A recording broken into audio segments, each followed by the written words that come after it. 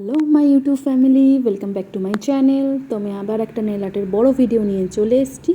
দেখো, ফার্স্টে একটা glittery silver colour nail polish আমি পরিয়ে নিয়েছি। একটু গ্লিটার মেশানো আছে। যাই হোক, সেটা পুরোপুরি শুকিয়ে নেব। শুকানোর পর দেখো একটা ব্ল্যাক কালার নেল পলিশ নিয়েছি।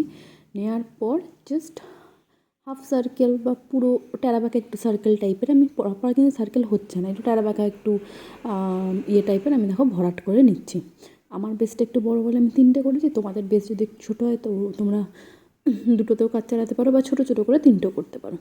তো দেখো, ব্ল্যাকটাও পুরোপুরি শুকিয়ে নেবো। শুকানোর পর আমি একদম সরু থেকে একটু মোটা ডটের টুলস নিয়েছি, সেটাতে হোয়াইট নেল পলিশ নিয়ে দেখো 5টা করে ডট দিয়ে ব্ল্যাকের ভেতরে, ওর ভেতর 5টা করে ডট দিয়ে একটা ফ্লাওয়ার তৈরি করে নিচ্ছি।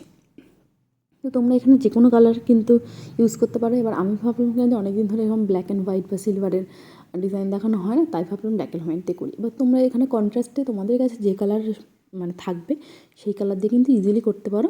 প্রত্যেকটা কটা কালারই সুন্দর লাগবে। তোমাদের যেরকম যা থিম থাকবে, ধরো বা যে ড্রেস পরবে সেই ড্রেসের সাথে ম্যানেজ করে মানিয়ে তোমরা কিন্তু এই কালারগুলো করতে পারো।